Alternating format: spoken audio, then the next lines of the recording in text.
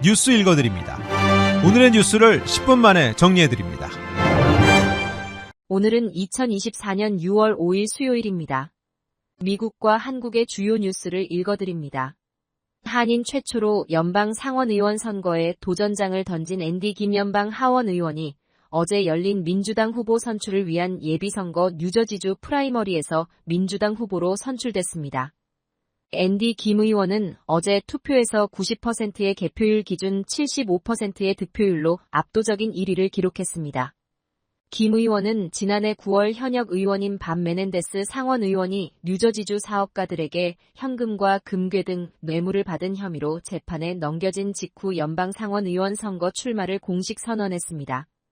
김 의원은 11월 5일 본선거에서 승리한다면 235년 연방의회 역사상 처음으로 연방 상원에 진출하는 한인 정치인이 됩니다. 앤디 김 의원은 승리 확정 후 소셜미디어를 통해 놀라운 승리에 감사드린다며 자신은 여전히 우리가 이 나라를 치유하고 망가진 것을 고칠 수 있다고 믿는다며 자신의 역할을 할 준비가 돼 있다고 각오를 밝혔습니다. 한국 출신을 비롯해 미국에 합법적으로 입양됐으나 시민권이 없는 사람들에게 시민권을 부여하기 위한 입양인 시민권법안이 연방의회에서 발의됐습니다. 법안은 시민권이 없는 입양인들에게 정당하게 시민권을 취득할 수 있는 기회를 제공하도록 하는 내용입니다.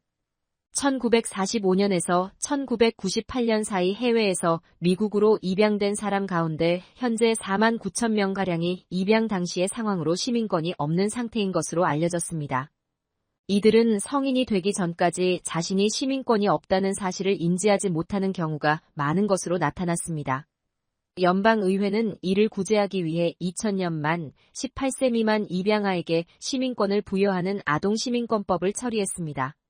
그러나 법 시행 당시 18세 이상인 입양아들은 적용 대상에서 제외됐고 이번에 입양인 시민법안이 발의됐습니다. 텍사스 등 남부와 멕시코를 덮친 열돔이 북상해 애리조나주 등 서부까지 폭염 영향권에 들게 됐습니다. 이에 따라 이번 주 남부 캘리포니아 일부 지역도 낮 최고 기온이 화씨 100도대로 치솟는 등 때이른 더위가 기승을 부릴 전망입니다. 국립기상청은 이번 주 애리조나주와 네바다주, 캘리포니아주 일부 지역에 폭염 경보를 발령한다고 밝혔습니다. 기상당국은 서부의 여러 지역에서 6월 초 기온이 평년보다 10도 이상 높게 오를 수 있다고 경고했습니다. 만 81세로 재선에 도전하는 조 바이든 대통령이 여러 비공개 회의에서 인지력 저하 우려를 키웠다는 보도가 나왔습니다. 월스트리트 저널은 수개월간 45명을 인터뷰한 것을 근거로 비공개 회의에서 바이든이 인지 저하 조짐을 보인다고 보도했습니다. 바이든 대통령에게 의구심을 표한 대다수는 공화당원이었으나 일부 민주당원 역시 바이든 대통령의 나이 우려를 목격했다 얘기했다고 매체는 전했습니다. 지난해 부채한도 인상 협상으로 여러 차례 바이든 대통령과 만났던 케빈 메카시 전 하원 의장은 신문의 부통령일 때 여러 번 그를 만났고 집에도 가곤 했다며 그는 그때 그 사람이 아니다고 말했습니다. 백악관은 해당 보도에 날선 반응을 드러냈습니다. 앤드류 베이츠 백악관 부대변인은 월스트리트 저널이 공화당 의원들이 수년 동안 폭스뉴스에 내뱉었던 것과 똑같은 거짓 주장을 했을 때 이를 속보라고 생각한 것은 조금 놀랍다며 기사에서 대통령을 비방하는 이들은 실명을 사용하기 두려워하는 정치적 정적들 뿐이라고 평가했습니다. 한국 뉴스입니다. 서울대 의과대학과 서울대병원 교수들이 전체 휴진 여부를 결정하는 총파업 투표를 한국 시간 6일 오전까지 연장하기로 했습니다.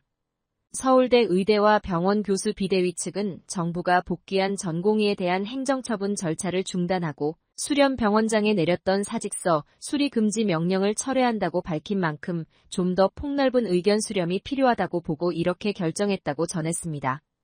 다만 정부의 조치를 긍정적으로 해석했다기보다는 내용을 좀 더 명확히 파악하고 더 많은 교수들의 의견을 모으기 위해 기간을 연장한 것이라고 설명했습니다.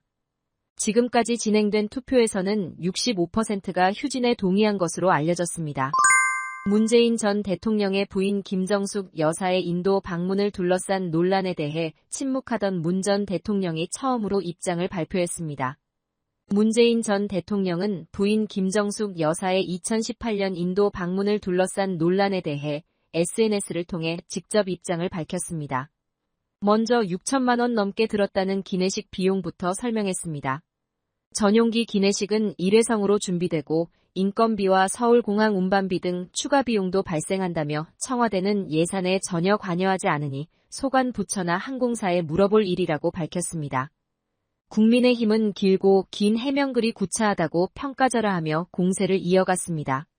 민주당은 국민의힘 의원들이 충성심 경쟁으로 국격을 훼손하고 망신을 자초하고 있다며 윤석열 대통령 부부의 기내식 비용을 공개하면 김정숙 여사의 논란은 사라질 것이라고 주장했습니다.